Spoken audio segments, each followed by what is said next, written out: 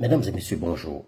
Vous avez été très nombreux à souvent me demander de ne pas perdre mon temps à répondre à des marginaux, voire à des épiphénomènes comme Mamadou Koulibaly, l'opposant Mamadou Koulibaly, mais vous permettriez que je réponde rapidement à quelques errements intellectuels de cet individu, parce que, quoi que l'on dise, certains esprits naïfs pourraient croire aux fadaises que raconte ce monsieur à longueur de journée. Vous avez raison, il s'agit d'un personnage qui pourrait même pas faire 1% à une élection présidentielle en Côte d'Ivoire, quel que soit par ailleurs l'adversaire qu'il aurait en face de lui. Alors avant de répondre, je vous invite à regarder ce court extrait d'une intervention de Mamadou Koulibaly sur ces plateformes des réseaux sociaux et je reviens pour répondre. Regardez l'histoire des véhicules mal dédouanés en Côte d'Ivoire. Vous avez vu, nous avons tous vu. Et le premier par lequel le scandale est arrivé, c'est le ministre de la Justice de Alassane Ouattara. Il s'offre un véhicule de 70 millions de francs CFA à peu près et le président de la République ne s'étonne pas qu'un ministre dont il connaît le salaire, qui était un fonctionnaire, qui n'est pas industriel, qui ne brasse pas des milliards dans l'industrie et le commerce, mais qui s'offre un véhicule de ce type et le président de la République ne trouve pas curieux que son ministre puisse faire ça. Et de surcroît, avec tout l'argent qu'il a, il refuse de dédouaner et puis il nous provoque ce scandale. Kleptocratie. Alors oui, vous l'avez entendu, ce n'est pas un rêve, vous avez bien entendu Mamadou Koulibaly, pour qui le régime du président Ouattara serait une kleptocratie, un régime donc corrompu, pour parler plus simplement, un régime de voleurs. Sauf que l'homme qui parle ainsi est très mal placé pour parler de vol en Côte d'Ivoire. Et j'ai l'habitude de le dire, certains hommes politiques africains discréditent la parole politique. Pourquoi? Parce que Mamadou Koulibaly est cet homme qui a volé, et là je parle avec des preuves, puisque lui, il avance des accusations très graves qui pourraient d'ailleurs lui valoir une plainte du ministre de la Justice. Moi, j'avance des éléments avec des preuves sur le fait que ce monsieur, c'est un voleur, un véritable voyou. Et puisque en 2015, Mamadou Koulibaly se porte candidat à l'élection présidentielle, il reçoit une subvention de 100 millions de francs CFA de l'État pour mener sa campagne. Une fois qu'il reçoit l'argent, Mamadou Koulibaly décide de ne plus être candidat. Sauf qu'il ne rembourse pas les 100 millions de francs CFA, ce qui l'aurait mis dans une position très confortable à parler aujourd'hui des questions de corruption et de détournement des deniers publics. Mais il y a pire. Il y a pire puisque depuis qu'il a quitté l'Assemblée nationale, depuis le changement donc du régime, M. Mamadou Koulibaly, après son retour d'exil et après toutes les formalités administratives, perçoit ce qu'on appelle en Côte d'Ivoire une rente viagère. C'est une sorte de pension que l'État verse à certains anciens titulaires des postes et des responsabilités au niveau de l'État, ancien président de l'Assemblée nationale, ancien président d'autres institutions, ancien ministre, etc., etc. Et donc, Mamadou Koulibaly percevait de façon indue à la fois sa rente viagère d'ancien ministre et d'ancien président de l'Assemblée nationale et des indemnités de maire de la commune dont il était le premier magistrat.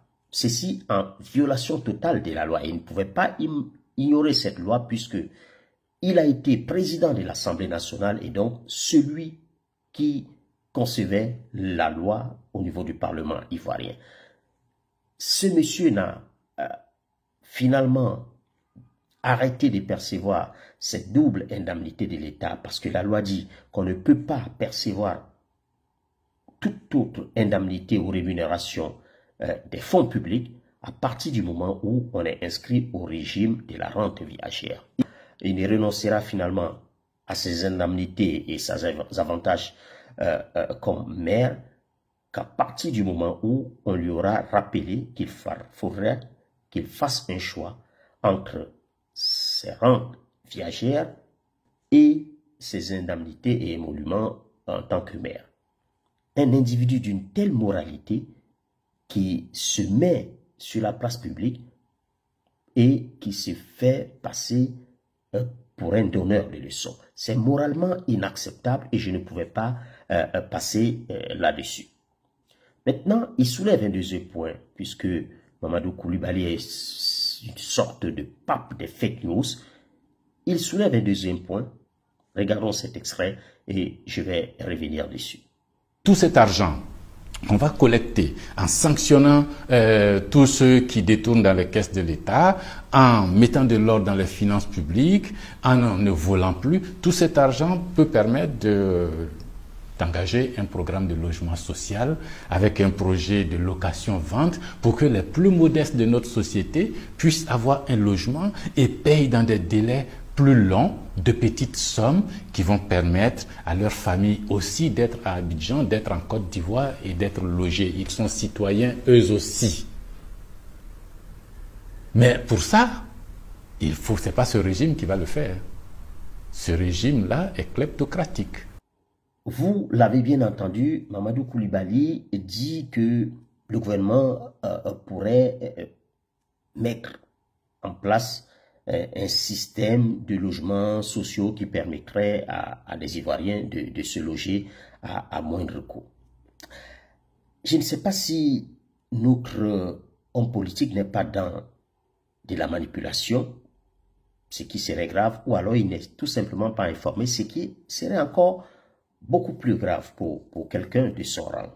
Parce que depuis quelques années déjà, ce gouvernement dont il dit qu'il n'est pas capable de mettre en place une telle mesure est en train d'élaborer, de prendre des dispositions pour qu'il y ait en Côte d'Ivoire, et je suis allé mener mes enquêtes, j'ai retrouvé une interview du directeur général de la Caisse nationale de prévoyance sociale, M.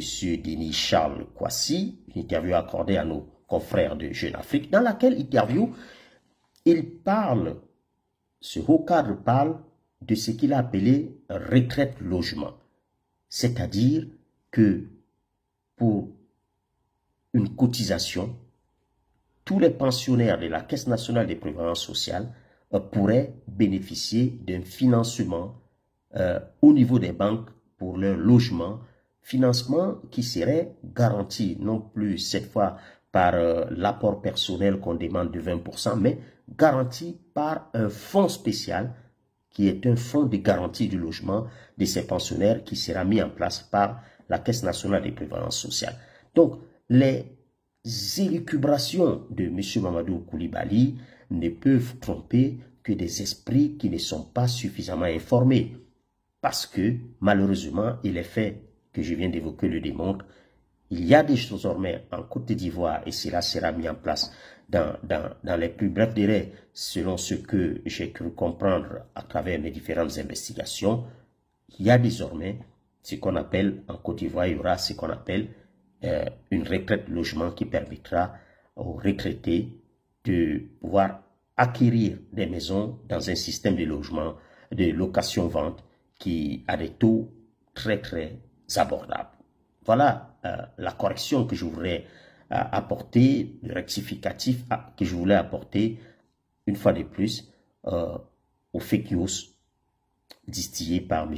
Mamadou Coulibaly qui fait malheureusement de la politique uniquement à travers les réseaux sociaux puisqu'il est très très marginal.